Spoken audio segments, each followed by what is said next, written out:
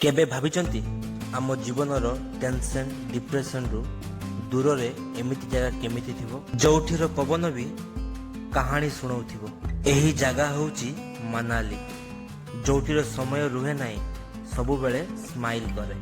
कौन आपण भी मनाली रो प्लानिंग करछंती आउ भाबुचंती केमिति जीवी और आपणक ट्रिप बजेट आपण केमिति मैनेज करिवे एंड मनाली जीवा पई आपणक बेस्ट आइटिनरी कोन हेले एही वीडियो आपणक सब प्रश्नर उत्तर गोटे परफेक्ट टूर रो आइटिनरी जोटारे आमे कवर करिवा मनाली रो सबुठारु आइकॉनिक स्पॉट।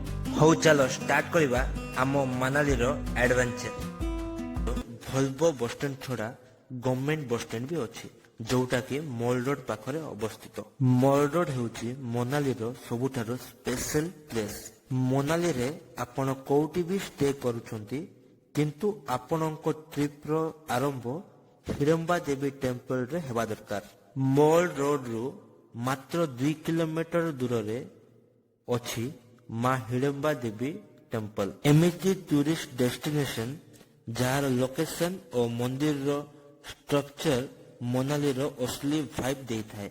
हो गाइस प्रेजेंट आमे अछु हिडम्बा देवी टेम्पल। जदि आपण मनाली आछंती आ हिडम्बा टेम्पल आसुनांती हेले आपण को ए जर्नी अधा अधूरा रहि जिवो। चारियाडे बड़ बड़ गच्छ आ गच्छ मझरे हिडम्बा देवी टेम्पल। हिडम्बा देवी टेम्पल 1553 रे कुल्लूर राजा बहादुर सिंह बनैथिले। हिडम्बा देवी को जन्म राक्षस जाति रे हेइथिला किंतु बाहागर 5 पांडव भीम सहित हेइथिला जहार पुत्र घटोत्कच महाभारत युद्ध रे अर्जुन को रक्षा करिबा पई निज प्राण त्याग करथिले।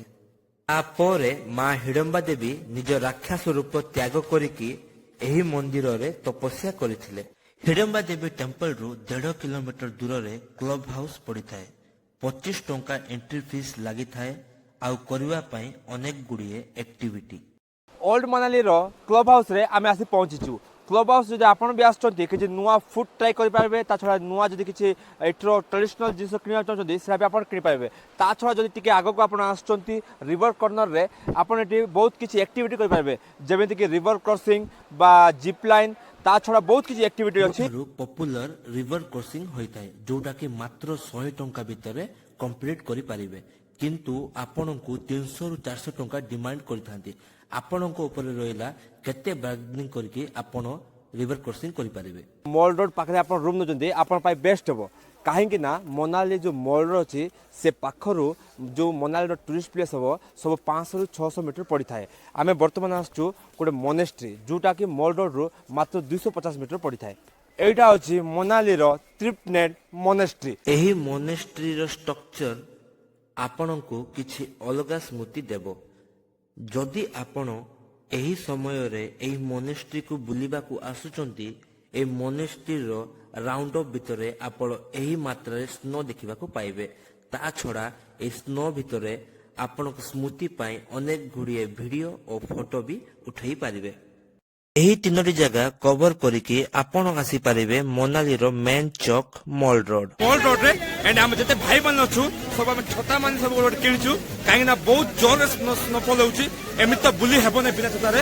हेले गाइस मॉल रोड रो स्पेशल जो अछि एटी स्नोफॉल एला परे हमें को जगह भलो भाबे बुली पारिबा एंड एट्रो ट्रेडिशनल क्लॉथ बा ट्रेडिशनल फूड ए सब हमें आज टेस्ट करबा। मॉल रोड रे आपण मनाली रो फेमस फूड ट्राई करि पारिबे एंड मनाली रो ट्रेडिशनल क्लॉथ भी आपण बाय करि पारिबे। किछि नुआ लोकंक सहित आपण सेठी समय कटाई पारिबे एंड आपण को समय केमिति कटि जिवो आपण निजे ही जानि पारिबेनी।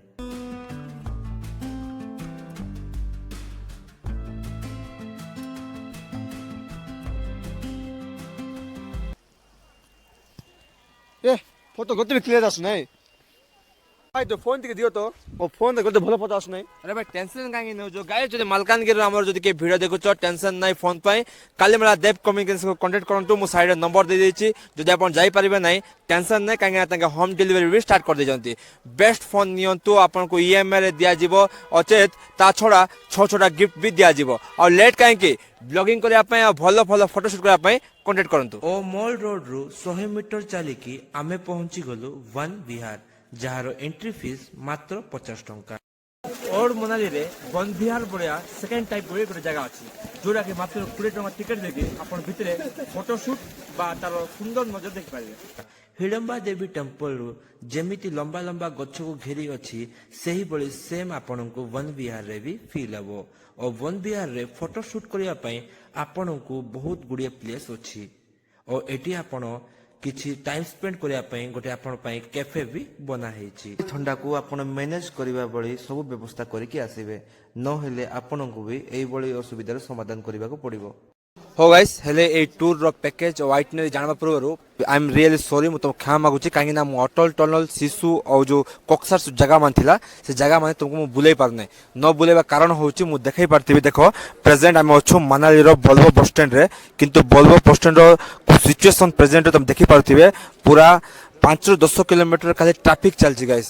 जदि आपण ए 10 दिन 15 दिन भीतर आछंती भाबी चिंती के आसंतु काहे ना प्रेजेंट तुम जानंतु एटा सिचुएशन कोन अछि जानला परे आसीबे। जदि आपण आछंती बोल्वो बस आपण को मिनिमम 10-15 किलोमीटर सेपट रखि देबो सेठू आपण मनाली आसीबा पय मिनिमम आपण को 15 ରୁ 20 टका खर्च हो गाइस। जो 4x4 गाड़ी आके एलाउ होची 4x4 जो गाड़ी जो आसीबो आपण को मनाली आना पे 15 ରୁ 20 हजार टका खर्च हो एंड आपण अटल टनल शिशु प्रेजेंट रे क्लोज होची आपण केते टका खर्च करले भी जाई पारिबे नै से जगह मु जाई पारले नै एंड मु ब्लॉग रे ए जगह मा देखै पारले किंतु मनाली रो जते प्रेजेंट जो लोकल जते जगह मा अछि सब मु एटे आइटनरी कवर करछि। हो चलो जानिबा केते कोन खर्च होईची आ तमरो आसले केते कोन खर्च होबो भी आम टोटाल कैलकुलेट करवा निज सिटी रू न्यू दिल्ली एंड न्यू दिल्ली रू निज सिटी ट्रेन टिकेट हेले आपण को अप एंड डाउन 2000 पड़िबो एंड न्यू दिल्ली रू मनाली बोल्वो बस अप एंड डाउन आपण को 2400 टका पड़िबो एंड रूम पाई आपण को 2 डेज पाई 4000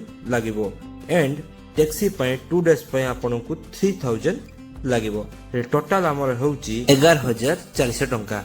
आउ जदि आपण भाबुचंती मो बलिया पैकेज रे जाइके आसीबे तेबे आपण ट्राई करि पारिबे ट्रैवलिंग 30 पैकेज जोटा के तळे मु देछि कांटेक्ट नंबर ताले आप कांटेक्ट भी करि पारिबे और आपण को पड़िबो दिल्ली टू दिल्ली मात्र 9600 टका। वीडियो को लाइक एंड सब्सक्राइब करबा भूलिबे नै।